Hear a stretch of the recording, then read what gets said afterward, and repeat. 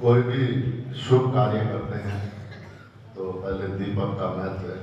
दीप प्रज्वलन के लिए आदरणीय देशराज जी और कार्यकारिणी के सदस्य प्रांत के अशोक चौहान जी आ जाएंगे इधर ही।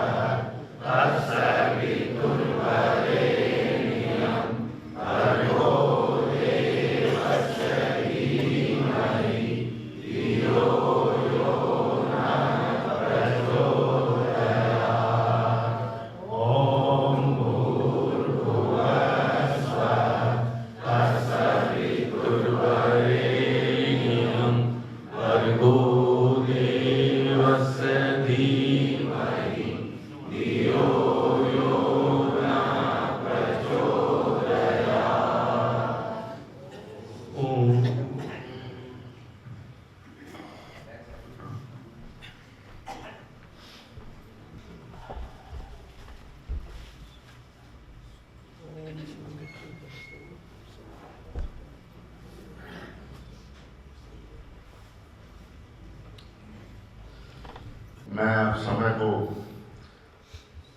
सदुपयोग करते हुए आदरणीय देशराज जी से निवेदन करूंगा कि वो आज ध्यान के इस दिव्य प्रोग्राम में हमारा मार्गदर्शन करें। आदरणीय देशराज जी,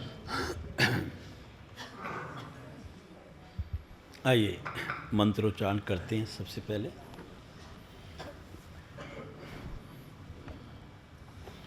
ओम सहना भवतु सहनो भुनक्तु सह वीर्यं करवावहै तेजस्विनावधीतमस्तु मा विद्विषावहै। ओम शांति शांति शांति।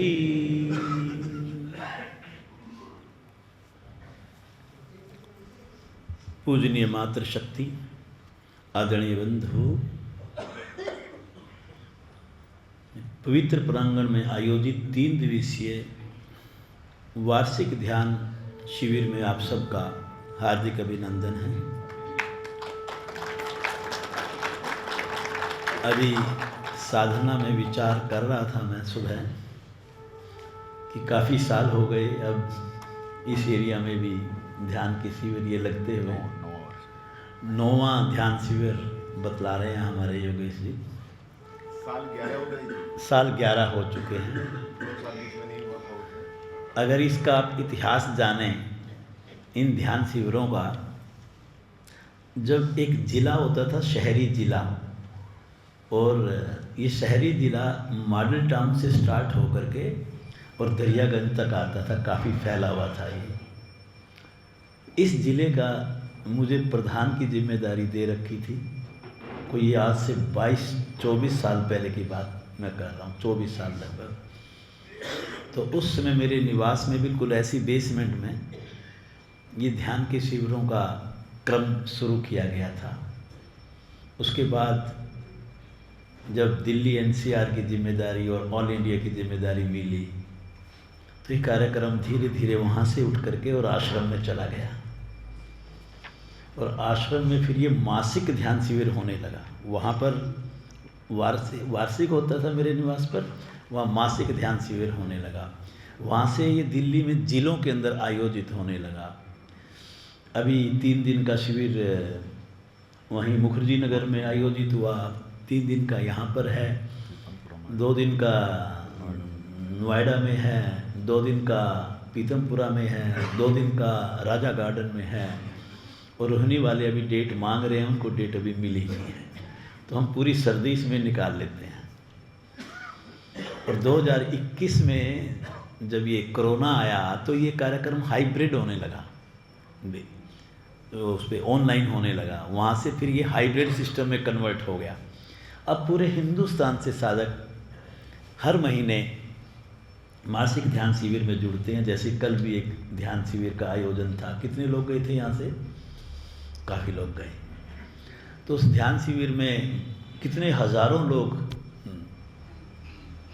ऑनलाइन जुड़ते हैं, कितनों का मार्गदर्शन होता है, कैसे हमारा आध्यात्मिक पक्ष विकसित होता है। कई बार मैं बतलाता हूँ कि केवल इन शिविरों के कारण 5 पुस्तकें भारतीय योग संस्थान में प्रकाशित हो चुकी हैं। समाधिपाद, साधनपाद, समाधिपाद लघु पुस्तिका, साधनपाद लघु पुस्तिका, और कल 10 बजे एक पुस्तक और पब्लिश होकर के आ गई। 26 जनवरी को उसका विमोचन किया जाएगा, विभूतिपाद लघु पुस्तिका।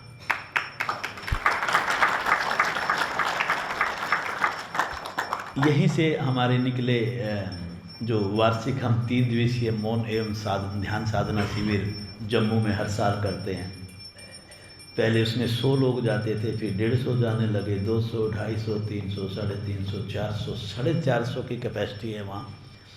और इस समय आप सच मानिए लगभग 550 का रजिस्ट्रेशन है, कैपेसिटी 450 की है।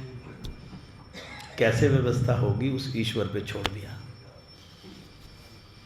तो ये तो सत्य है कि जब हम इन कार्यक्रमों में आते हैं तो साधक का आध्यात्मिक पक्ष विकसित होता है।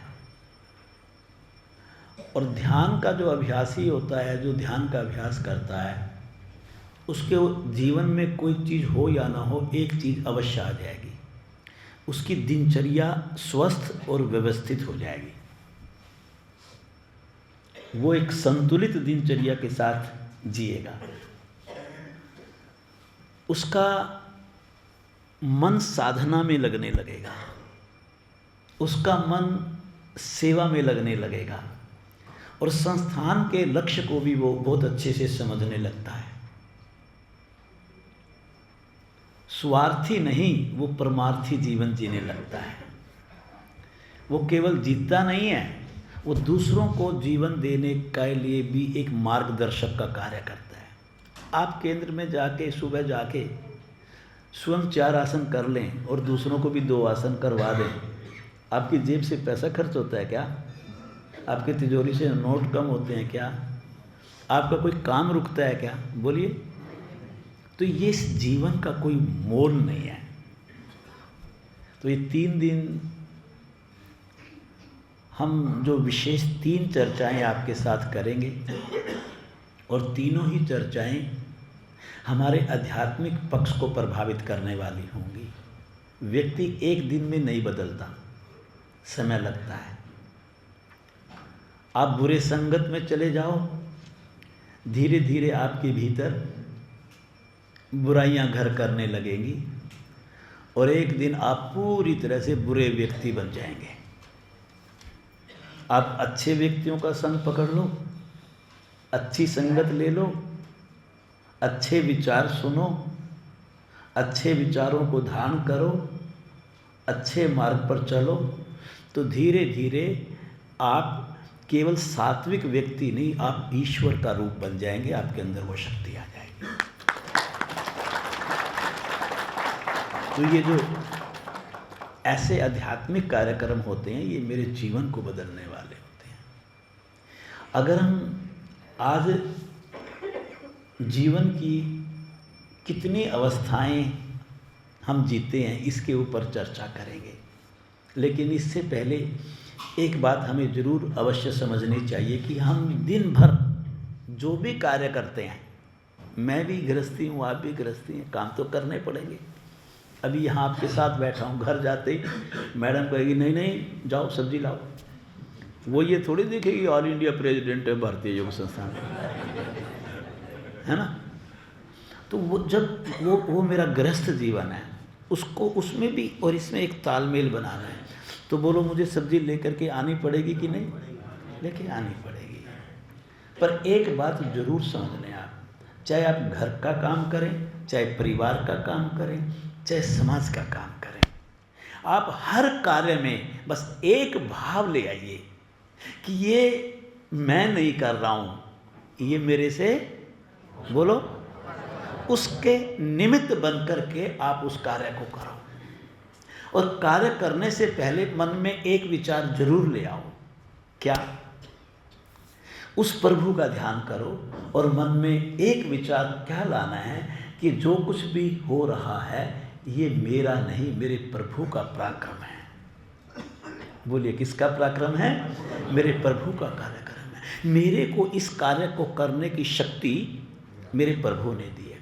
अब सुबह उठ करके अगर मैं इस फोक को देख करके डर जाता तो क्या आपके बीच में आता? नहीं आता। ये मेरे अधीन नहीं है कि मैं यहाँ आऊँ, मेरे प्रभु मुझे यहाँ लेकर के आते हैं। अगर मैं ऐसा सोच लूँ और अपने आप को उसी को सौंप दूँ तो मुझे काम करने का जो मेरा आनंद है वो कई गुना बढ़ जाएगा। हर वक्त सोचो कि मेरे हृदय के अंदर उसी का स्पंदन हो रहा है। मैं अपने प्रभु की सत्ता के कारण ही सोच पाता हूँ, अपने प्रभु की सत्ता के कारण ही विचार कर पाता हूँ। जो भी कार्य आप करो बस उस प्रभु के संग रह करके करो। आप विश्वास मानिए, अगर आप उस प्रभु के साथ रह करके अपने सारे कार्यों को संपन्न करेंगे तो आपसे होने वाला कोई भी कार्य जीवन में गलत हो ही नहीं सकता। और जब आपके द्वारा कार्य गलत नहीं होंगे, अच्छे कार्य होंगे, सामाजिक कार्य होंगे, ईश्वर के कार्य होंगे, फिर आपको ध्यान में बैठने की जरूरत नहीं है। 24 घंटे आप ध्यान में रहेंगे, क्योंकि आप ध्यान में क्या चाहते हो? प्रभु का संग चाहते हो ना। आपने तो हर कार्य में उसका संग ढूंढ लिया। तो जब हर वक्त उसका संग मिल गया तो फिर आपको फिर क्या चाहिए? इससे बड़ी दौलत क्या हो सकती है जीवन में? आप कल्पना कीजिए। देखो, दो तरह के व्यक्ति होते हैं समाज में, एक वो जन साधारण आम व्यक्ति और दूसरे योगी। अब आप कौन सी श्रेणी में आते हो जरा बता दो मुझे, फिर मैं वैसे ही बोलूँगा आगे। किस में आते हो उसको छोड़ो, जीवन कौन सा जीना चाहते हो, जन साधारण वाला या योगी वाला? देखो अब सारे बोले योगी वाला, बिल्कुल अच्छी बात है। जो आम व्यक्ति होता है वो इस जीवन में 3 अवस्थाओं में अपना जीवन व्यतीत करके और इस दुनिया से चला जाता है। और जो योगी व्यक्ति होता है उसको जीवन में कितनी अवस्थाएं मिलती हैं बोलो? 4 अवस्थाएं मिलती हैं। एक अवस्था बड़ी अनूठी होती है और 3 अवस्थाएं सब जीते हैं, चाहे योगी हो, चाहे मैं हूँ, चाहे आप हो, कोई भी हो। वो 3 कौन कौन सी हैं? वो है जागृत अवस्था, स्वप्न की अवस्था, सुषुप्त अवस्था, और जो चौथी अवस्था है जो योगी जन ही जी सकते हैं उसको बोलते हैं तूर्य अवस्था। सब बोलिए कौन सी अवस्था? तूर्य अवस्था। वो योगी जन ही जी सकते हैं। वो जब तक हम योगी नहीं बनेंगे, मुझे पता नहीं है आप में से कितने अब तक योगी बन चुके हैं। योगी के कुछ लक्षण हैं वो भी आपको धीरे धीरे बता देंगे। ये 4 आसन जो आज आप केंद्र पर करने के लिए जाते हो, ये आसन करने से योगी नहीं बनते। योगी आपके सोच के अंदर, आपके विचार के अंदर, आपके दिनचर्या के अंदर, आपके सोने के समय में, आपके उठने के समय में, आपके भीतर क्या चल रहा है सीधा आप इससे प्रमाणित होते हैं कि आप योगी हैं कि नहीं है। मुखौटा नकली पहन के तो दुनिया जीती है। सबसे पहली अवस्था है जागृत अवस्था। इस समय हम कौन सी अवस्था में हैं? अब जागृत अवस्था क्या होती है इसको समझो। अगर हम व्यक्ति के जीवन की आयु 90 साल मान लें, कितने मान लें? 24 घंटे में आप कितने घंटे सोते हैं? 8 घंटे मान लें, बाकी बचे 16 घंटे। तो 2 हिस्से एक तरफ, 1 हिस्सा एक तरफ, 1/3 हिस्सा तो सोने में निकल गया। तो 90 को 3 से डिवाइड करो जी, कितने साल हुए? 30 साल अलग कर दो। उसमें तो आप सो रहे हो, कुछ कर ही नहीं रहे हो। बोलो बाकी कितने बचे? 60 साल आप जागृत अवस्था में रहते हो, जागते हो आंखें खोल करके। और अधिकांश जीवन हमारा जागृत अवस्था में ही निकलता है। बोलिए, जागृत अवस्था में आप किस चीज़ के साथ जीतते हैं? इस स्थूल शरीर के। सोने के बाद तो आपको पता नहीं कौन से कपड़े पहन रखे हैं, आपका चेहरा कैसा है, बाल किधर जा रहे हैं, पता चलता है क्या? और जागते हुए आप बालों को सुधारते हो, चेहरे को सुधारते हो, नहाते धोते हो, कपड़े अच्छे पहनते हो, खाते अच्छा हो। मतलब इस स्थूल शरीर के साथ जीतते हो आप। आपका स्थूल शरीर सक्रिय रहता है, आपकी इंद्रियां सक्रिय रहती हैं। इस समय आंखें खुली हुई हैं हमारी, पैर चलते हैं, ये हाथ चलते हैं, जीवा बोलती है, आपकी सारी कर्म इंद्रियां कार्य करती हैं, आपकी सारी ज्ञान इंद्रियां काम करती हैं, आपकी बुद्धि काम करती है। आप फैसला लेते हो कि मैं आज ध्यान के कार्यक्रम में जाऊं कि नहीं जाऊं। चेतन मन भी आपको यहां लेकर के आया है। एक चेतन मन होता है। मन की 3 अवस्थाएं होती है, चेतन, अवचेतन और अचेतन। इस समय चेतन मन आपका काम कर रहा है। अवचेतन और अचेतन मन, जब जब चेतन मन जागृत होगा, अवचेतन और अचेतन मन का कोई काम नहीं, वो निष्क्रिय रहते हैं, कुछ नहीं कर सकते। वो उनको डांट करके चेतन मन बिठा देता है कि तू नहीं बोलेगा, वो कोई कुछ भी नहीं कर पाता। तो जागृत अवस्था में क्या क्या सक्रिय रहते हैं जरा बोलो? हमारा शरीर, बोलते रहो, हमारी कर्म इंद्रियां, हमारी ज्ञान इंद्रियां और हमारा चेतन मन, हमारी बुद्धि और अहंकार भी। ये तो अहंकार तो सारी अवस्थाओं में रहता है, तो बड़े काम की चीज़ है, बहुत काम की चीज़ है। और यहाँ पर आप जो कुछ भी करते हो, चाहे मन से करो, चाहे वाणी से करो, चाहे इंद्रियों से करो, चाहे शरीर से करो, आपको उसका ज्ञान होता है। आपको पता है इस समय कि आप यहाँ आए हुए हो, आप पता है इस समय आप घर को जा रहे हो, आपको पता है कि मैं इस समय खा रहा हूँ। पर जागृत अवस्था की एक खासियत और है। क्या? जब आप जागे हुए होते हो, इस वाक्य पर ध्यान देना, या तो हम भूतकाल में या भविष्य की योजनाओं में, घटनाओं में उलझे रहते हैं। भूतकाल में क्या घटा वो सोचते रहते हैं, या भविष्य में क्या होने वाला है वो सोचते रहते हैं। सारा दिन आप अकेले में बैठ जाओ अभी तुरंत, या तो पास्ट में चले जाओगे और या आगे बोलो ये सच है कि गलत है। इसका मतलब हम जागृत अवस्था में वर्तमान में नहीं होते। बोलो हाँ या ना? उन्हीं में उलझ करके रह जाते हैं। और जब उनमें उलझ करके रहते हैं तो हमारे मन में भय पैदा होता है, हमारे मन में राग पैदा होता है, हमारे भीतर अस्मिता पैदा होती है, हमारे मन में द्वेष और अभिनिवेश पैदा होता है, हमारे भीतर अविद्या पैदा होती है। अर्थात हम पंच कलेशों से घिरने का सबसे बड़ा कारण यही है। बड़ी कोठी बना लूँ, बनाई तो नहीं, बना लूँ, ज़्यादा धन कमा लूँ, उसने मुझे ये कहा था, उसने मेरा अपमान किया, इन्हीं बातों में तो उलझे रहते हैं। ये वर्तमान नहीं है। तो इसका मतलब जागृत अवस्था में आप वर्तमान में जीते ही नहीं, आप मूर्छा की अवस्था में होते हो। इसको क्या बोलते हैं हम? ये बेहोशी की अवस्था है। बोल दीजिए कौन सी अवस्था है? बेहोशी की अवस्था है। जागृत अवस्था में आपकी तम और रज वृत्तियां चरम पर होती हैं। बुराई करोगे तो दबा के करोगे आप, या फिर रजवृत्ति होगी तो बस मेहनत, कमाना, जोड़ना, लोभ, मोह, इसी में उलझे रहते हो आप। और जब ये तम और रज वृत्तियां चरम पर होती हैं आप पंच क्लेशों में उलझे रहते हो, भूतकाल की घटनाओं में उलझे रहते हो, भविष्य की योजनाओं में उलझे रहते हो, तो ऐसी स्थिति में वाक्य पर ध्यान देना, व्यक्ति का कभी भी आध्यात्मिक विकास नहीं हो सकता। फिर करेगा कब? तू जागृत अवस्था में तो हो नहीं रहा है, सो के करेगा। कल्पना करो। अर्थात ये हमारी एक बाधा बन जाती है जब हम उलझे रहते हैं इसके अंदर। पर जागृत अवस्था में एक स्टेज ऐसी आ सकती है जिसको हम उच्चतम या सात्विक अवस्था कह सकते हैं। वो कब? जब आप साधना के मार्ग पर चलते हैं। अब आपके ऊपर आ गया है। अब सुबह आप आज 3 और 4 बजे उठे, नहाए धोए, अपनी साधना की, तभी तो यहाँ पर आए। इसको साधना का मार्ग कहते हैं। कह के देखो समाज में दूसरों को कि 4 बजे उठ जाओ, उठेंगे वो? हमें बेवकूफ़ समझते हैं जो हम 4 बजे उठते हैं और उठाते हैं आपको। जो साधना के मार्ग पर चलते हैं वो धीरे धीरे धीरे धीरे साधना करते करते करते करते अपने मन को वशीभूत करने लग जाते हैं।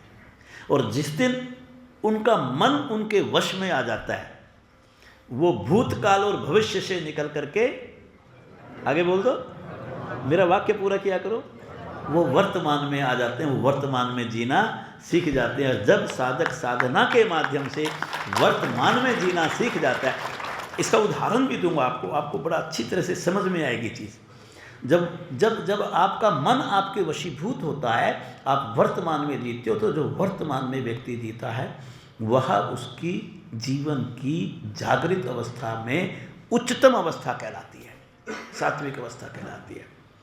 इस समय आप यहाँ बैठे हो, जब तक आप इस संगत में बैठोगे, इस सत्संग में बैठोगे, इस कार्यक्रम में बैठोगे, आप एक चीज़ चेक करना कि आपका मन और बुद्धि ना भूतकाल में जाएगी ना भविष्यकाल में। तो ये कौन सी अवस्था हुई आपकी? सर्वोच्च कोटि की अवस्था, जागृत अवस्था में। हम जागे हुए भी हैं और हम भूतकाल और भविष्य की घटनाओं में उलझे हुए नहीं हैं। दूसरी अवस्था कहलाती है स्वप्न की अवस्था। बोलिए कौन सी अवस्था? 90 साल में से कितने साल आप कहाँ रहे? 90 साल में से 60 साल कहाँ रहे? जागृत अवस्था में। और जागृत अवस्था को मैंने क्या कहा? मूर्छा की अवस्था। कौन सी अवस्था कहा? मूर्छा की अवस्था। केवल ऐसी संगत, ऐसा सत्संग, ध्यान में बैठना, अच्छे लोगों का संग, महापुरुषों को सुनना, मनन करना, चिंतन करना, सेवा का कार्य करना, भगवान के संग रहना, जागृत अवस्था में रह करके जितना समय आप उसको देते हो वह वास्तव में सच्चा वर्तमान में जीवन जीना कहलाता है। जागृत अवस्था में आपका ये स्थूल शरीर सक्रिय रहता है। जागृत अवस्था में चेतन मन सक्रिय रहता है। जागृत अवस्था में कर्म इंद्रियां और ज्ञान इंद्रियां सक्रिय रहती है, बुद्धि सक्रिय रहती है और मन की चेतन अवस्था, बोलिए, सक्रिय रहती है। लेकिन जब आप सो जाते हो, क्या आपके हाथ चलते हैं? जब सो जाते हो तो क्या पैर चलते हैं? क्या आप खाना खाते हो? क्या आप मुंह से बोलते हो? क्या आप आंखों से कुछ देखते हो? क्या आपको कुछ सुनाई देता है? आपके कर्म इंद्रिय और ज्ञान इंद्रिय सब निष्क्रिय हो जाती है। जीवन में शरीर की केवल वो आवश्यक गतिविधियां जो जीवन जीने के लिए जरूरी होता है, मेरे ईश्वर स्वैच्छिक रूप में चलाते हैं, जिससे ये साबित होता है कि मेरी सत्ता, मेरे प्रभु की सत्ता हर वक्त मेरे साथ है। आप सोने के बाद सांस लेना भूल जाते हो,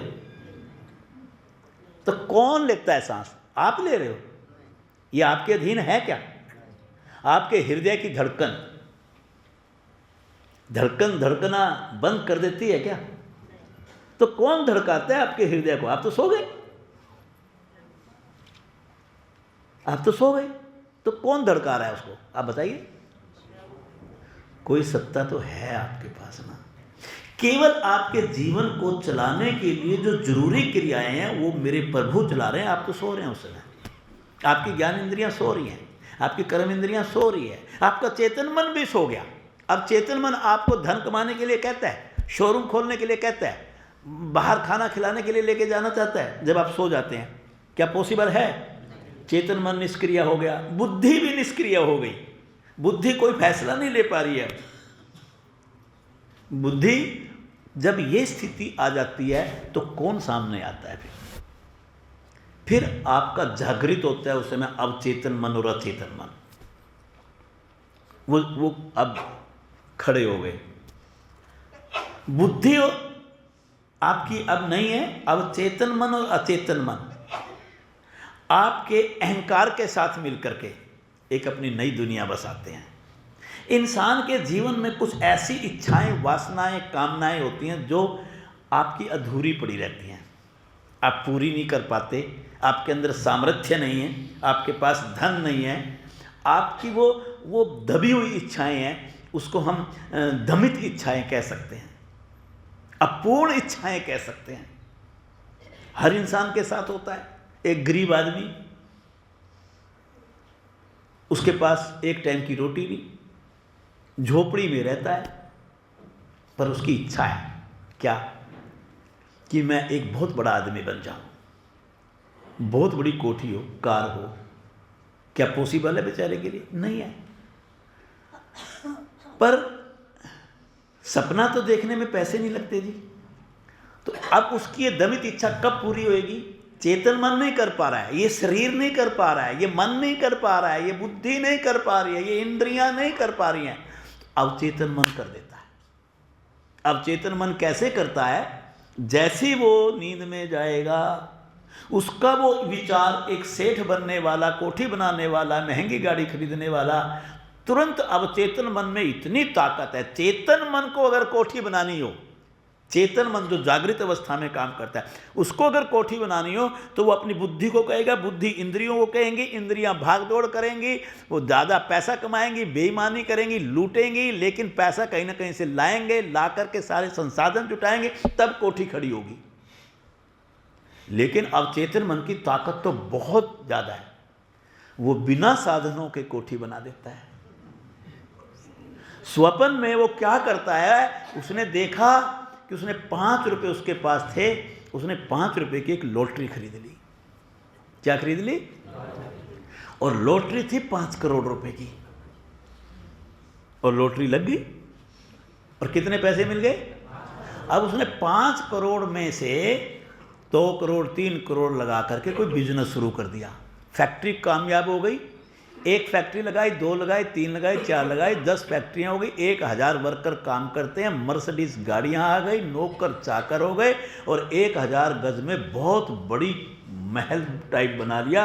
आगे पीछे कुक और शेफ सब रख लिए, और बड़ा परिवार, और ये चलते हैं ऐसे। और चल रहे हैं, वो चलते चलते उसको एक मच्छर काट जाता है। फिर कहाँ पाएगा अपने आप को? उसी झोपड़ी में पाएगा। होता है ना। पर एक बात बतलाओ, क्या उसका कोई टैक्स देना पड़ा गवर्नमेंट को? पर जितनी देर उसने सपना देखा, क्या वो झूठा था उस टाइम? जितनी देर वो सपने में था, क्या वो झूठ थी? वो सच्चाई थी बिल्कुल। ताकत देखो। और एक और बात बताओ, यहाँ 16 घंटे, वहाँ 8 घंटे, इसका आधा पीरियड तो वहाँ भी हो ही। 16 घंटे आप जागते हो और 8 घंटे आप सोते हो। अगर 8 घंटे सो करके सेठ बन करके बड़ी कोठी में रह रहे हो तो बिना पैसे के सारा काम हो तो गया। ये आपका अवचेतन मन है जो आपकी इन इच्छाओं को, दमित इच्छाओं को, अपूर्ण इच्छाओं को, अधूरी कामनाओं को पूरा कर देता है। ये बात समझ में आई आपको? ये अवचेतन मन की शक्ति है।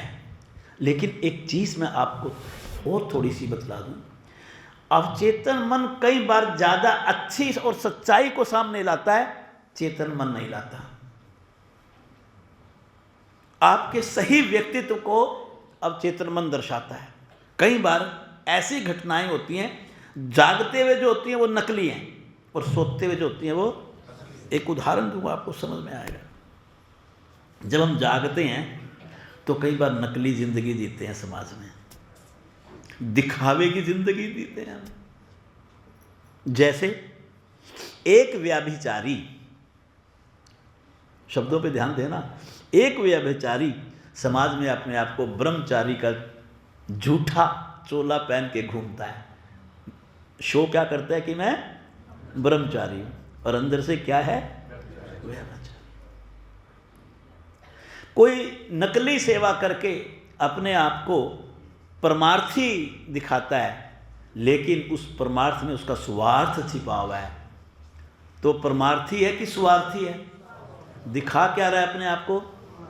परमार्थी। एक भोगी और अपने आप को शो क्या कर रहा है? योगी। आसनों के योग की बात करता है, मदिरा सेवन और धूम्रपान करता है। सायंकालीन वो धूम्रपान करता है दिन में, और सायंकालीन वो मदिरा का सेवन करता है, और सुबह उठ करके वो योगी बनता है। आप मेरी बात समझ रहे हैं? तो भोगी है कि योगी है भी वो? हम अपने आप को नकली मुखौटा पहन करके जब समाज में कुछ और दिखाते हैं और अंदर से कुछ और होते हैं, तो वो तो मेरा सही व्यक्तित्व नहीं है ना। करूं तो मैं सारा दिन बेईमानी, और यहां आकर के आपको करूं प्रवचन आपके बीच में, तो ये नकली मुखौटा हुआ कि नहीं हुआ? पर जब वो स्वप्न में जाता है ना, तो वो सारे काम करता है जो उसके भीतर चल रहे होते हैं, व्यभिचारी वाले भी, भोगी वाले भी और स्वार्थी वाले भी। वहां उसका असली रूप सामने आ जाता है कि तू व्यभिचारी है, तू बोलिए व्यभिचारी है। एक और देखिए, स्वप्न की अवस्था में और जागृत अवस्था में क्या अंतर है? अच्छा एक बात बतलाओ, जितनी देर आप सेठ बने स्वप्न में, उस समय वो बात सच लग रही थी कि गलत? तो इसका मतलब यह है कि जितनी देर हम स्वप्न में होते हैं तो स्वप्न सच्चा और जगत झूठा दिखाई पड़ता है। जगत तो है ही नहीं, वहां झूठे क्या होगा। तो प्यारे, जब आप जागृत अवस्था में होते हो, जब आप, तो आपको ये जगत सच्चा और मेरे परमात्मा झूठे नजर आते हैं। प्यारे, ये बात भी समझ लेना, क्या जिस दिन तेरी अध्यात्म की आंखें खुल जाएंगी, जिस दिन तू इस अध्यात्म के मार्ग पर चलेगा, जिस दिन तू साधना की परिपक्व अवस्था में पहुंच जाएगा, जिस दिन अध्यात्म तेरे जीवन में उतर जाएगा, सच मानना उस दिन से ये जगत झूठा, आगे बोलो, और परम पिता परमात्मा सच्चे नजर आएंगे। ये अवस्था तेरी बन जाएगी। तू इस मार्ग पर चल के तो देख। बिना चले किसी मार्ग को झूठा और गलत बताना भी तो पाप है। तू योग के मार्ग पर चल तो सही, तू ध्यान में बैठा तो कर, तू आध्यात्मिक पुस्तकें पढ़ा तो कर, तू महापुरुषों का संग लिया तो कर, तू चिंतन किया तो कर, तू अपने भीतर उतरा तो कर, तू अपने स्वरूप से साक्षात किया तो कर, अपने आप से बातचीत किया कर, पूछा कर अपने आप से कि मैंने आज दिन में क्या गलत किया, क्या ठीक किया, कितनी बार झूठ बोला, कितनी बार दूसरों को नुकसान पहुंचाया। आप सच मानो, अगर हर रोज़ मैं अपने आप से इतना पूछना शुरू कर दूं तो आपके कुछ ही दिनों में आपका जीवन बदल जाएगा, आपका जीवन बदल जाएगा। वास्तविकता ये है कि हमें अभी जागृत अवस्था हम सही ढंग से जी नहीं पा रहे। हमसे मतलब समाज से है, तो हम भी तो समाज में आते हैं ना। घंटा 2 घंटा आप यहाँ बैठें या नियमित रूप से आप उस मार्ग पर चलें तो बड़ा फर्क है। जब मन किया बैग उठाया केंद्र पे चले गए, जब मन किया छुट्टी कर ली, 4 दिन गए, आगे बोल दो, फिर बहाना। रिश्तेदारी में शादी आ गई थी, अरे रिश्तेदारी में आई थी, तेरे घर में थोड़ी आई थी। रिश्तेदारी में शादी में कितनी छुट्टी कर लेगा तू? एक दिन, उस दिन घर पे साधना करके तू काम चला ले। लेकिन 15 दिन घर में बैठने का, तू 15 दिन शोरूम बंद कर देगा अपना? बताओ, तो साधना क्यों बंद करी? साधना क्यों बंद करी? नियमित साधना जब आप करते हैं तो आपका जीवन बदलता है। कितनी अवस्थाएं आपने अब तक जानी? नाम बताओ। जागृत और स्वप्न की अवस्था, 60 साल उसमें, 30 साल उसमें। पर थोड़ा सा इन 90 सालों का कुछ अंश एक और होता है, वो होता है सुषुप्त अवस्था। बोलिए कौन सी अवस्था? सुषुप्त अवस्था होती है पूर्ण अभाव की अवस्था। पूर्ण अभाव का मतलब आपका स्थूल शरीर निष्क्रिय, आपकी कर्म इंद्रियां निष्क्रिय, आपकी ज्ञान इंद्रियां निष्क्रिय, आपके मन की तीनों अवस्थाएं निष्क्रिय, चेतन मन अवचेतन अचेतन, आपकी बुद्धि निष्क्रिय। अब यहां पर आपके मन में कोई विचार नहीं आएगा, कोई सपना नहीं आता आपको। इस अवस्था को बोलते हैं प्रगाढ़ नींद। बोलिए कौन सी नींद? अब यहां पर मन की तीनों अवस्थाओं के सभी कार्यकलाप बंद हो जाते हैं। कोई ना तो आप स्वप्न में कोई क्रिया करते, ना जागते हुए कोई क्रिया करते, ना कोई इंद्रियों के द्वारा क्रिया करते, सब शांत हो गए। अगर कोई बच गया तो आपके पास कौन बचा? अहम। मैंने कहा था अहम नहीं पीछा छोड़ता। अविद्या, अज्ञानता, इग्नोरेंस और आत्मा। सुषुप्त अवस्था में कौन है आपके पास? अहम, अविद्या और आत्मा। इस समय आप अपने उस आत्मा के पास, यूँ कहिए कि परमात्मा की गोद में होते हो। जैसे बच्चा, उसे जब माँ अपनी गोद में लेती है तो बच्चा ज़्यादा सुख शांति से सो पाता है, या जब अकेला पड़ा हो 3 महीने का बच्चा तब ज़्यादा, कब ज़्यादा अच्छे से सोता है? क्योंकि माँ ने उसको अपनी गोद में उठा लिया। सुषुप्त अवस्था में मेरे परम पिता परमात्मा स्वयं आपको अपने आलिंगन में लेकर के सुलाते हैं आपको। उसको इसलिए प्रगाढ़ नींद कहते हैं।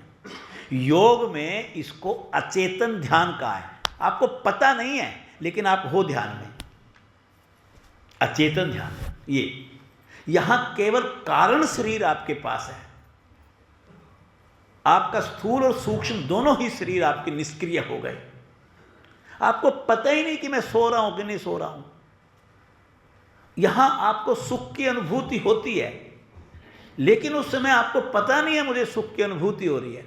हाँ, जब आप सो के उठते हो तो आपको महसूस होता है कि आज मेरे को जो नींद आई वो बहुत ही गहरी नींद थी, वो नींद बड़ी प्रगाढ़ नींद थी, वो सुख देने वाली नींद थी। आप बड़ा हल्का फील करते हो शरीर और मन के स्तर पर, और बड़े रजू रजू होकर के घर में घूमते हो। सुबह के टाइम सारे सदस्यों को बतलाते हो, आज तो ऐसी नींद आई कि मुझे यही नहीं पता था कि मैं, अरे भले इंसान, जब तुझे पता ही नहीं था कि तू कहाँ पड़ा है और तू कह रहा कि आज तो ऐसी नींद आई, बड़ा आनंद आया सोने में, बड़ा आनंद आया।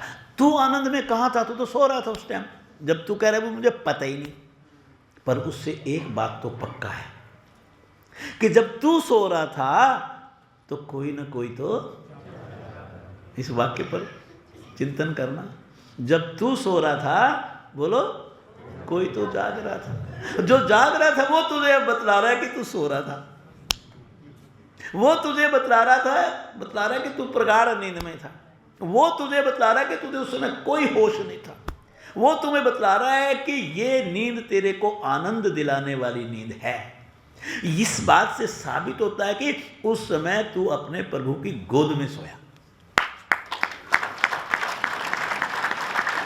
तू अपनी, तभी तो तुझे आनंद आ रहा है। पर सवाल उठता है कि मेरे प्रभु मुझे गोद में लेके सुलाते रहे, मुझे मालूम नहीं पड़ा, मुझे मालूम नहीं पड़ा। क्यों नहीं मालूम पड़ा? क्योंकि आपका अहम और आपकी अविद्या आपके पास थी। तो मेरे प्रभु और मेरे बीच में मेरा अहम आके खड़ा हो गया और मेरी अविद्या खड़ी हो गई। मैं अपने प्रभु के संग रह करके भी अपने प्रभु से साक्षात नहीं कर पाया, इसलिए सुषुप्त अवस्था में मेरे अपने प्रभु से साक्षात्कार नहीं होता। लेकिन अवस्था अच्छी है, संग तो है ही, हवा ठंडी चलेगी तो ठंडी लगेगी, गर्म चलेगी तो गर्म लगेगी। बुरा व्यक्ति अगर पास से गुजरेगा तो बुराई की जो ना हवा आपकी तरफ आएगी, अच्छा व्यक्ति अगर आपके पास से गुजरेगा तो अच्छाई की हवा आपकी तरफ आएगी। जब आप 2 घंटे 3 घंटे 4 घंटे 5 घंटे अपने प्रभु के संग रह करके आए, आपको पता था नहीं पता था, लेकिन उसकी अच्छाई तो आपके सामने आई, क्योंकि आप तभी तो कह रहे हो कि नींद में मुझे बड़ा आनंद आया, बड़ा सुख मिला, आज तो मन हल्का हो गया, बड़ा फुर्तीला मैं अपने आप को महसूस कर रहा हूँ। बस केवल कारण एक ही था कि तू अपने सत्ता के पास पहुँचा, केंद्र के पास पहुँचा, अपने प्रभु के पास पहुँचा, उसके संग रहा। लेकिन अविद्या और आपके अहम के कारण आप अपने प्रभु की अनुभूति नहीं कर पाया। हम और आप गृहस्थी व्यक्ति इन्हीं 3 अवस्थाओं में अपना पूरा जीवन गुजार देते हैं। लेकिन जीवन का लक्ष्य ना तो जागृत अवस्था में जीना है, ना स्वप्न की अवस्था में जीना है, ना सुषुप्त अवस्था में। तो क्रम है, ये चलता रहेगा, ये यात्रा है जीवन की। लेकिन जीवन का अगर कोई लक्ष्य है वो है मेरे ईश्वर को पाना, मेरे प्रभु को पाना, उससे साक्षात करना। वह कौन सी अवस्था होती है? तुरीय अवस्था। उसको योगी जन प्राप्त करते हैं। और ये मत सोचो कि योगी कोई जंगलों में रहते हैं। आप सब योगी तो हैं, गृहस्थ में रह करके भी आप योगी बन सकते हैं। तुरीय अवस्था वास्तव में जब हम साधना करते हैं, साधना से मेरा मन निष्क्रिय हो, मेरा मन शांत होता है, जब मेरा अहम का नाश हो जाता है, जब मेरी अविद्या का नाश हो जाता है, तो हम कहीं जाकर के अपने शुद्ध चेतन के दर्शन करते हैं। जब आप शुद्ध चेतन के दर्शन करते हैं तो आपको एक आनंद की अनुभूति होती है, जिसे हम अलौकिक आनंद कहते हैं, जिसको हम अवर्णनीय आनंद कहते हैं। अगर जीवन में साधना करते करते करते करते साधक इस अवस्था को पा लेता है तो इसे वास्तव में तुरीय अवस्था कहते हैं। तुरीय अवस्था और सुषुप्त अवस्था में बेसिक डिफरेंस क्या है, अंतर क्या है, इसको समझने की कोशिश कीजिए आप। दोनों ही अवस्थाओं में आप अपने प्रभु के संग होते हो। जब सुषुप्त अवस्था होती है, जिसको प्रगाढ़ नींद कहते हैं, उसके अंदर आप अपने ईश्वर के साथ तो होते हो, लेकिन आपको ज्ञान नहीं होता। और तुरीय अवस्था में आप अपने प्रभु के साथ होते हो, लेकिन आपको उसकी जानकारी रहती है। अगर कोई अच्छा व्यक्ति आपको मिल जाए रास्ते में, ट्रेन में, अभी मैं सफ़र कर रहा था ट्रेन से, तो वहाँ कोई एक जान पहचान का, मैं सारी रात अकेला पड़ा रहा, मुझे कोई पूछने वाला नहीं था। ये सच्ची कहानी बतला रहा हूँ मैं। इसमें मध्य प्रदेश में जा रहा था मैं, किसी अधिकारी के बच्चे की शादी में, अकेला था, पड़ा रहा। शाम को 5 बजे बैठा, अगले दिन ट्रेन पहुंचनी थी। रात को किसी ने मुझे देख लिया, जो संस्थान का व्यक्ति था, उसने मेरे को पहचान लिया, तो उन्होंने डिब्बे में सबको सूचना दी थी। और जैसे ही सुबह मैं उठ करके बैठा, अपनी साधना कर रहा था, आके सब मेरे पास भीड़ लग गई आने वालों की। जब तक जानकारी नहीं थी तब तक कोई पूछने वाला नहीं था, और जानकारी मिलती बोलो भीड़ लग गई। जब आप अवचेतन अवस्था में अपने परमपिता परमात्मा से अचेतन अवस्था में मिलते हो, तो आप वो आनंद की अनुभूति उस तरह से नहीं कर पाते। लेकिन तुरीय अवस्था में आप अपने प्रभु से चेतन अवस्था में मिलते हैं, चैतन्य अवस्था में मिलते हैं। सुषुप्त अवस्था में जब आप अपने प्रभु से मिलते हैं तो अहम और अविद्या से घिरे रहते हैं। किससे घिरे रहते हैं? अहम और अविद्या से। लेकिन जब आप तुरीय अवस्था में अपने प्रभु से मिलते हैं तो वहाँ आपकी अहम और अविद्या का बोलो नाश हो जाता है। तभी आपको वहाँ पर परम आनंद की अनुभूति मिलती है। निष्कर्ष में हम क्या कहेंगे? जागृत अवस्था में जब आप होते हो तो आप स्थूल और सूक्ष्म दोनों शरीरों का आभास रहता है, आपको उनके स्तर पर अनुभव करते हो। लेकिन जब आप स्वप्न की अवस्था में चले जाते हो तो केवल सूक्ष्म शरीर की अवस्था में ही आपको अनुभव होता है, अवचेतन और अचेतन मन। और सुषुप्त अवस्था में जब आप जाते हो तो कारण शरीर के आधार पर आपको अनुभूति होती है, लेकिन जब आप तीनों शरीरों को पार कर जाते हो, पांचों कोषों को पार कर जाते हो, तो फिर आप तूर्य अवस्था में पहुंचते हो। तूर्य अवस्था को निर्विकल्प समाधि कहा गया है। तूर्य अवस्था असंप्रज्ञात समाधि है। यह शुद्ध चेतना का वह उच्चतम अवस्था है जहां आप अपने वास्तविक स्वरूप से साक्षात होते हो।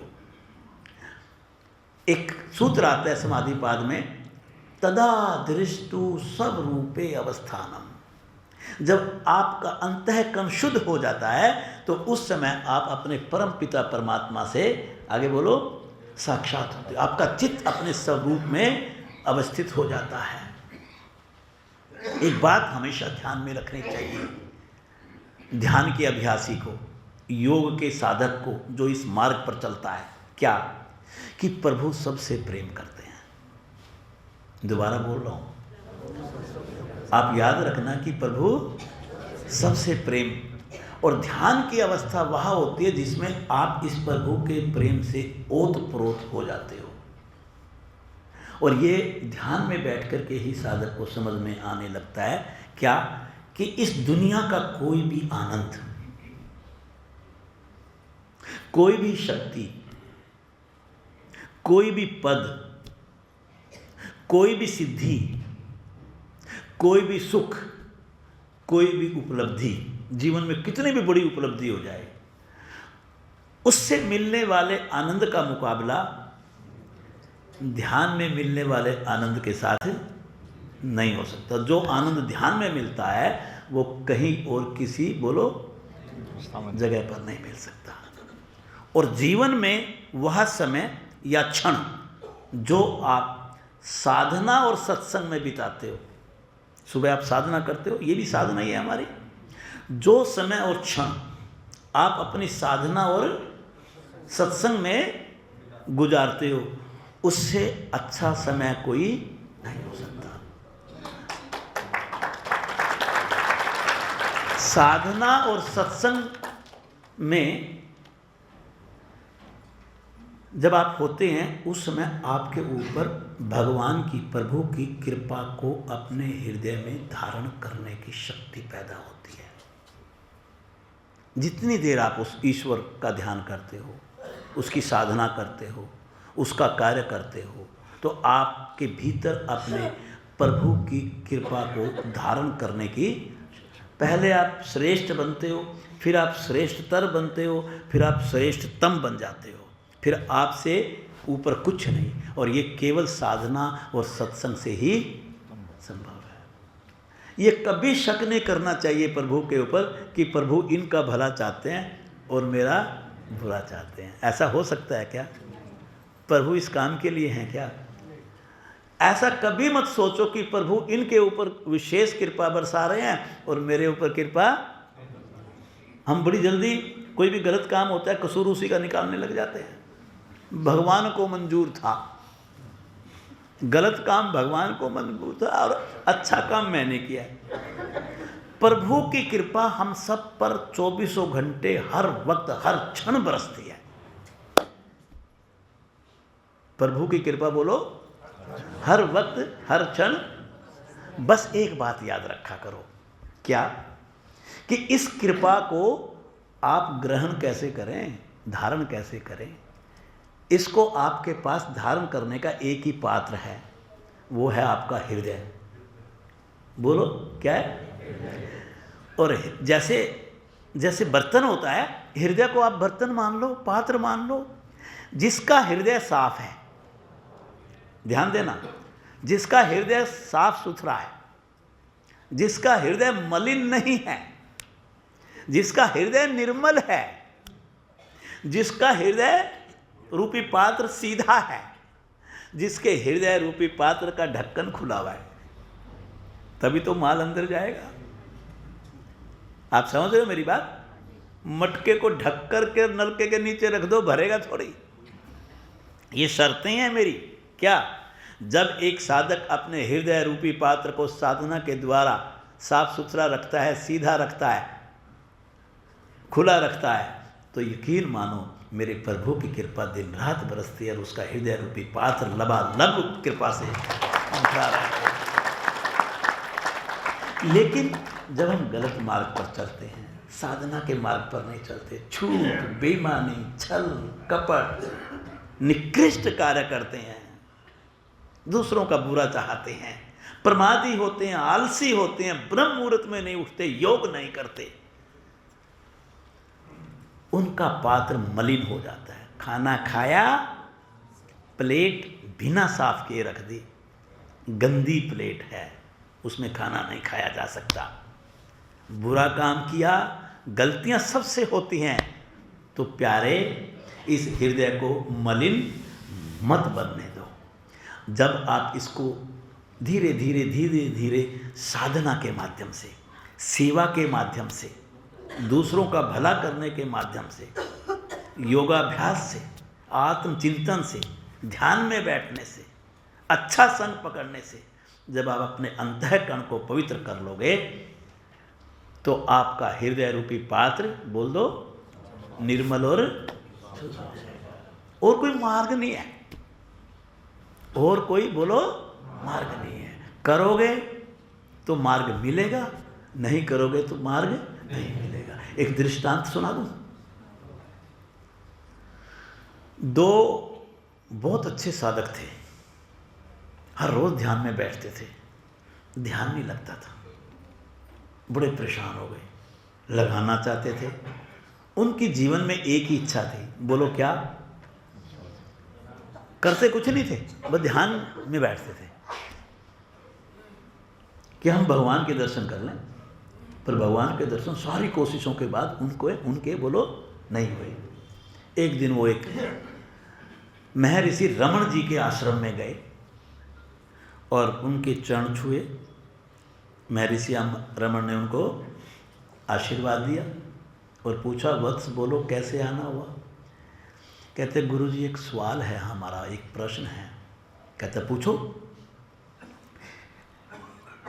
कहता, आपको भगवान के दर्शन होते हैं? कहता, हाँ होते हैं। कहता, कब होते हैं? कहता, जब चाहूँ तभी हो जाते हैं। कहता, गुरुजी हमें भी करवा दो। कहता, हाँ करवा देते हैं, पर मेरी शर्त है। कहता, क्या शर्त है? कहते, मेरे साथ चलो और जैसे जैसे मैं कहूँ वैसे वैसे कर लेना, आज ही आपको प्रभु के दर्शन करा देंगे। दोनों साधक वो खुश हो गए कि आज तो प्रभु के दर्शन होंगे, और महर्षि रमण के साथ चल दिए। महर्षि रमण अपने उन दोनों शिष्यों को लेकर के चले। थोड़ी दूर के बाद चलने के बाद क्या देखा, एक झोपड़ी बड़ी टूटी फूटी सी, किवाड़ ऐसे वहाँ सीधे खड़े हुए। महर्षि रमण ने दोनों को कहा कि आप दरवाजे पे बैठ जाओ, लेकिन बोलना नहीं है जब तक मैं ना कहूँ। कहने लगे ठीक है गुरुजी।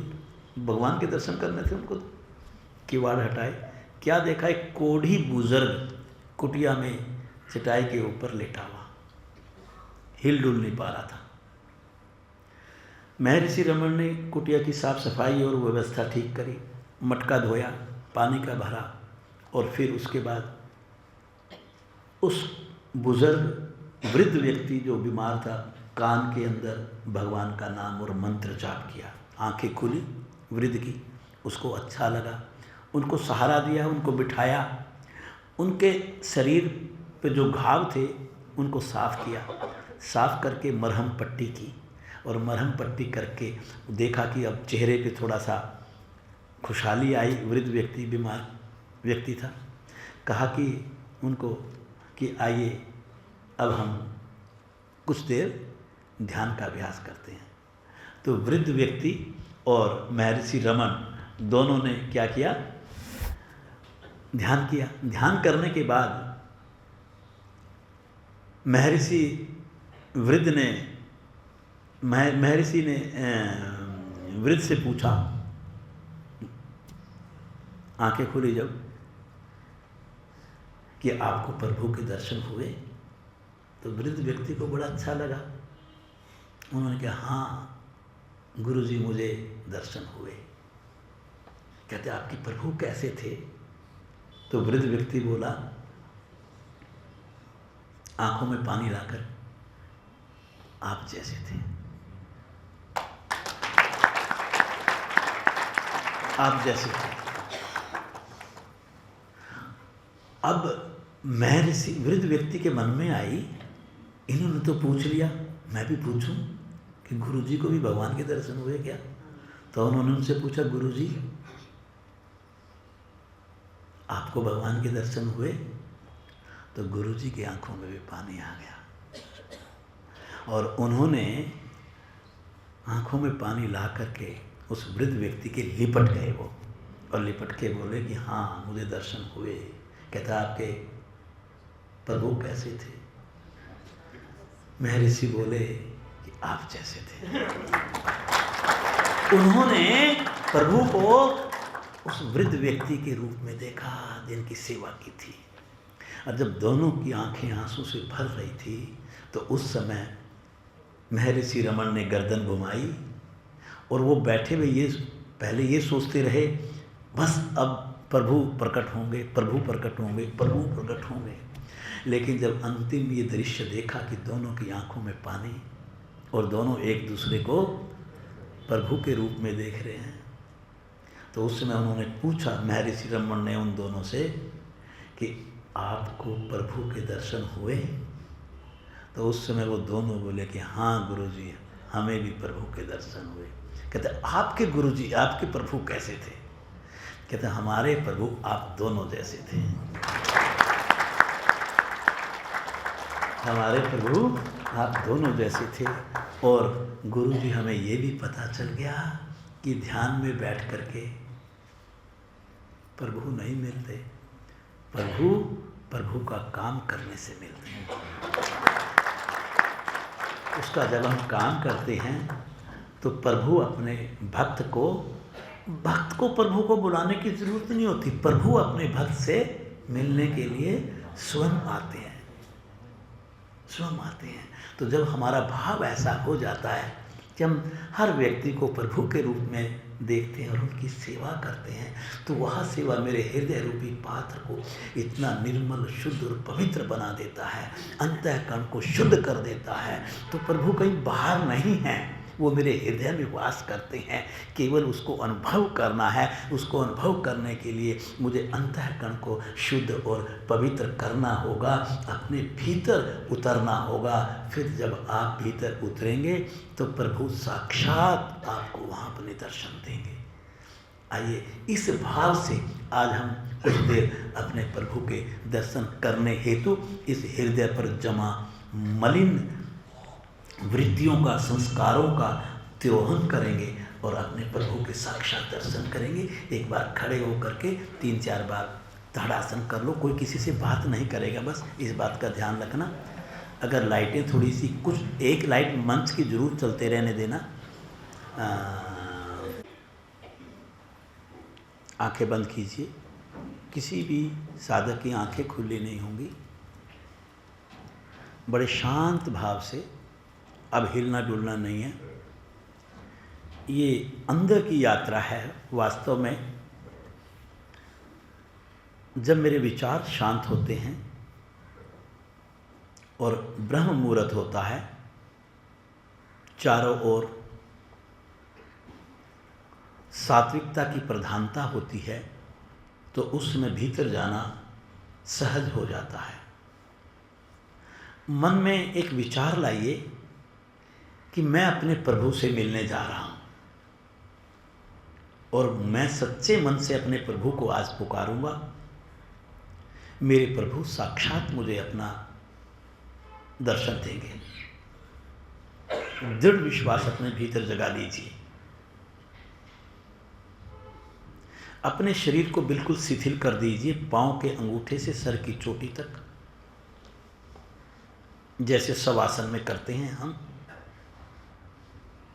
3-4 आवृत्तियां ऊपर से नीचे, नीचे से ऊपर करते करते शरीर पूरा तनाव रहित हो जाएगा। पश्चात आपको कुछ नहीं करना, बस केवल श्वासों को देखना है। श्वास आ रहा है उसे ईश्वर के रूप में देखें, श्वास जा रहा है माने कि मेरे भीतर से मलिनता बाहर जा रही है, कालुष्य बाहर जा रहा है। जो हृदय रूपी पात्र की बात हुई थी, बाहर जाने वाला श्वास मेरे हृदय को शुद्ध कर रहा है, मलिनता को बाहर लेकर के जा रहा है, और आगे जो भीतर आ रहा है वो मेरे हृदय रूपी पात्र की वो भी सफाई करने वाला है। एक मल को बाहर लेकर के जाता है, एक शुद्धता और पवित्रता के स्तर को ऊपर उठाता है। अन्य कोई विचार नहीं, मात्र केवल नासिका के अग्रभाग पर अपनी एकाग्रता को टिका करके श्वासों के आवागमन को लगातार देखते जाएं। इसे श्वसन ध्यान भी कहा जाता है योग में। बहुत ही सिंपल है भीतर जाने के लिए।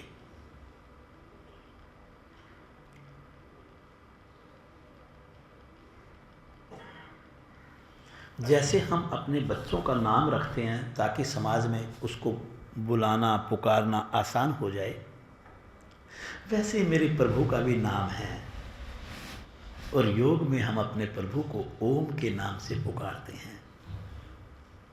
और जैसे हम सच्चे मन से ओम के नाम से पुकारते हैं तो ये आवाज़ मेरे प्रभु को पहुंचती है। प्रभु को समझ में आ जाता है कि मेरा भक्त मुझे बुला रहा है। बिल्कुल प्रभु का रूप वही होता है जो एक मेरी माँ का रूप होता है। जब बच्चा माँ को पुकारता है तो माँ बच्चे के पास दौड़ी दौड़ी आती है। बस आज आप भक्त बन जाइए या वो बच्चा बन जाइए जो अपनी माँ को पुकार रहा है, उसी रूप में आपने अपने भगवान को पुकारना है। आप यकीन मानिए, जो आज सच्चे मन से अपने भगवान को पुकारेगा उसे साक्षात अपने भगवान के दर्शन होंगे, प्रभु के दर्शन होंगे। इससे बड़ी जीवन में कोई संपदा या अनुभूति नहीं मिल सकती आपको। त्याग दीजिए अपने अहम को, हो जाइए बिल्कुल हल्के। अपने प्रभु के प्रति पूरी श्रद्धा लाइए अपने मन में। 2 बार प्रभु को पुकारा जाएगा मंच से, पश्चात आप मंच की आवाज़ में भागीदार बनेंगे। आपकी आवाज़ मंच की आवाज़ से अलग नहीं होगी, बहुत ऊंची या धीमी भी ना हो, बहुत लंबी और बहुत छोटी भी ना हो। आपकी आवाज़ में एक मिठास और तड़प हो। ऐसे पुकारना है कि मेरे प्रभु मेरी हर शरीर की कोशिका के भीतर मुझे स्पंदन और प्रकाश के रूप में अपनी अनुभूति दें।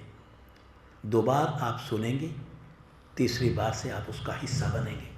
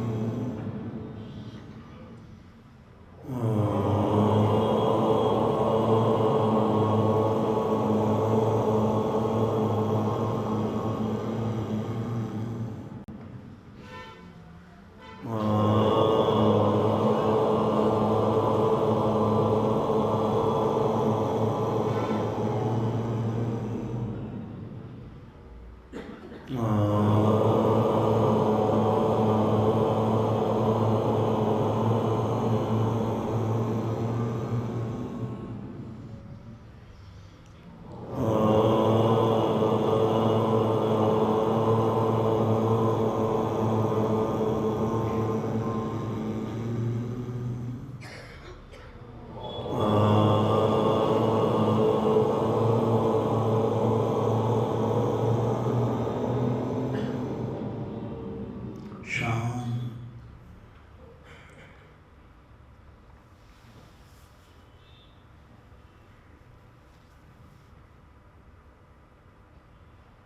मन ही मन अपने प्रभु को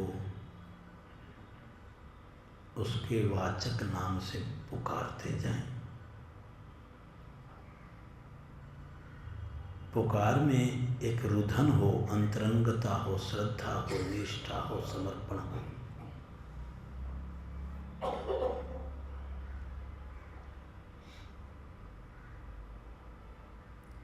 पुकारते पुकारते महसूस करें जैसे आपके शरीर में कोई स्पंदन हो रहा है, जैसे दिव्य प्रकाश से मैं प्रकाशित हो रहा हूँ। ये प्रकाश मेरे शरीर के चारों ओर भी फैल चुका है।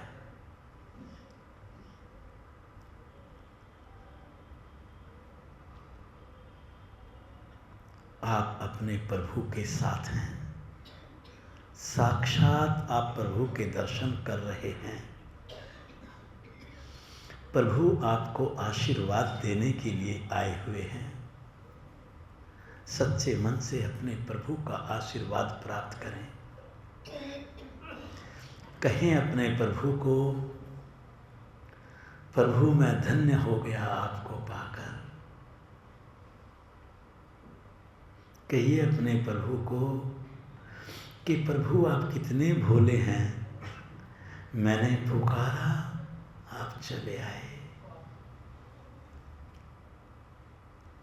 लिपट जाइए अपने प्रभु के चरणों में, लगा दीजिए मस्तक अपने प्रभु के चरणों पर।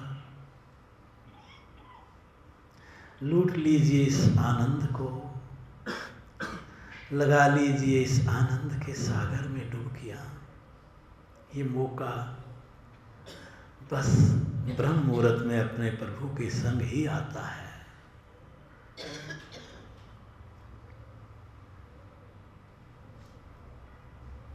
मांगिए अपने प्रभु से, क्या मांगेंगे इस ब्रह्म मुहूर्त में? स्वार्थ चाहिए कि परमार्थ चाहिए? शोहरत चाहिए कि प्रभु का स्नेह चाहिए? क्या चाहिए आपको? जो मांगेंगे वो मिलेगा। मेरे प्रभु के पास खजाना है, वो अपने भक्तों पर लुटा देते हैं खजाने को, अपने भक्तों को मालिक बना देते हैं खजाने का। ये सुख, ये शांति, ये आनंद, ये अनुभूति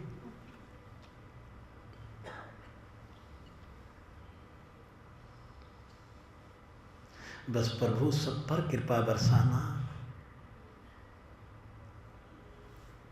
मैं ना भटकूं कभी इस मार्ग से, मुझे ऐसा बना दो मेरे प्रभु, मैं इस मार्ग से ना भटकूं।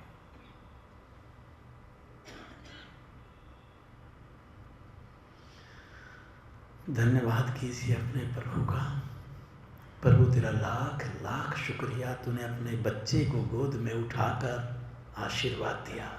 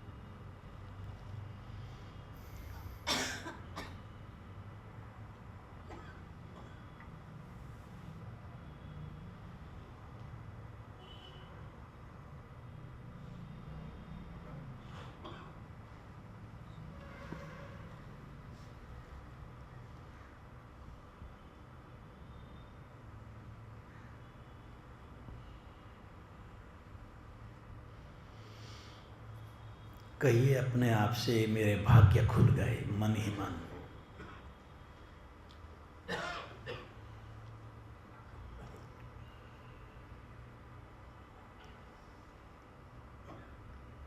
कैसी प्रभु की कृपा बरसी मुझ पर।